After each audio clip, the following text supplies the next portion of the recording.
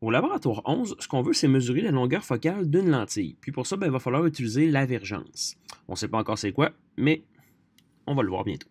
Donc, ça me prend bien sûr mes lentilles, une règle, un écran, puis je vais utiliser un objet lumineux qui va être loin, donc ici, là, la fenêtre. Donc, la première lentille ici, elle n'est pas identifiée, on va l'appeler X. C'est une lentille qui est divergente.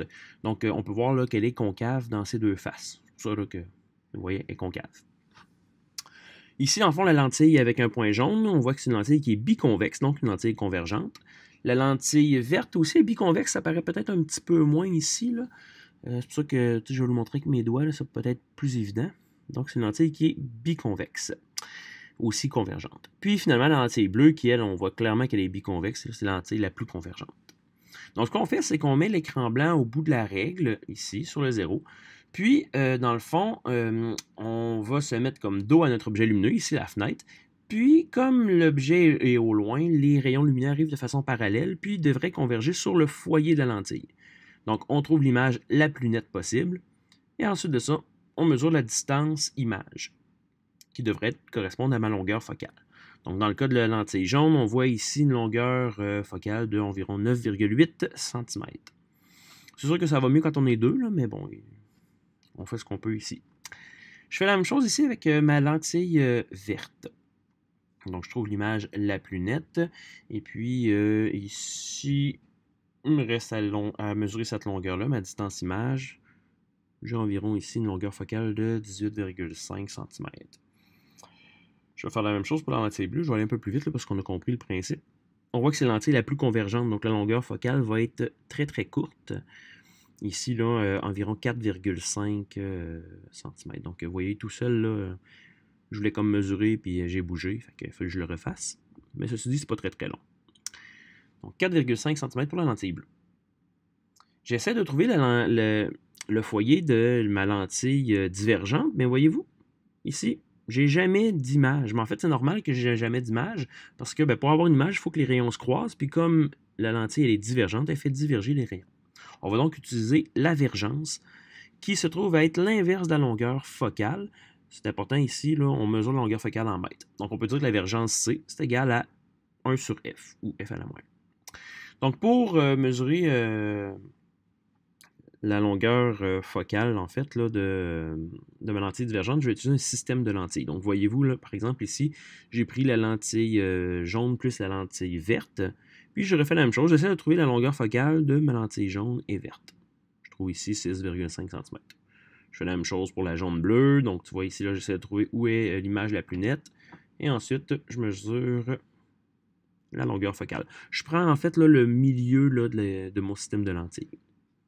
3,3 cm pour le jaune et le bleu. Ici, le bleu et le vert. Encore une fois, là, je prends le milieu là, de mon système de lentilles et j'arrive environ là, à 3,7.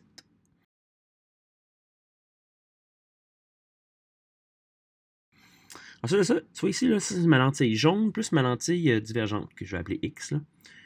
Donc, on voit qu'on n'a pas la même longueur focale qu'avec la jaune tout seul. Puis, tu sais, tantôt, avec la lentille X, on n'avait pas de longueur focale. Je vais le refaire ici là, pour avec toutes les lentilles là, convergentes. Donc, ici, 26,7 cm de longueur focale avec la lentille jaune. La divergente plus la lentille bleue, ça me donne 6,5 environ. Même chose pour la verte et la divergente. Et là, on voit que, oups, ça ne fonctionne pas. Je n'ai pas d'image. Donc, probablement que ma lentille verte n'est pas assez convergente pour que mon système de lentilles devienne convergent. Ici, dans le fond, on voit comme le tableau des résultats. Donc, on voit dans ma première colonne la longueur focale en centimètres. Comme je l'ai dit, si on veut avoir l'évergence, il faut que la longueur focale soit en mètres. Donc, j'ai transféré, j'ai converti mes unités en mètres. Et puis, dans le fond, pour l'avergence, j'ai fait 1 sur, par exemple, 0,098 pour la lentille jaune et ça me donnait 10 de vergence. En fait, le 10 dioptries qu'on dit. C'est ça l'espèce de petit dé qu'on voit là, dans la parenthèse de l'avergence. Regardez, il y a quelque chose de spécial. À la 5e ligne, voyez-vous que la vergence de la lentille jaune plus la vergence de la lentille verte, 10 plus 5,41, ça me donne 15, exactement comme mon système de lentilles. Même chose, par exemple, là, pour la jaune et la bleue qui me donnent 30 ensemble. Si je prends la jaune tout seul, c'est 10, puis la bleue, c'est 22. 10 plus 22, ça donne 32. Voyez-vous qu'on est quand même assez proche. Même chose pour la bleue et la verte, là, qui arrivent à 27 de divergence. Mais dans le fond, 5.41 plus 22, ça donne 27.41. Donc, si vous comprenez bien, ce qu'on peut faire, c'est de dire en fait là, que la vergence totale, c'est la somme des vergences des lentilles. Donc, par exemple, si je prends pour le système jaune X, là, la lentille divergente, je peux dire que la vergence de mon système, c'est égal à la vergence de la lentille jaune plus celle de la lentille X. Donc, si je mets mes chiffres là, que j'avais dans mon tableau, donc, puis que j'isole la vergence de la lentille X, 3,75 dioptries moins 10 dioptries, j'arrive à moins 6,25 dioptries.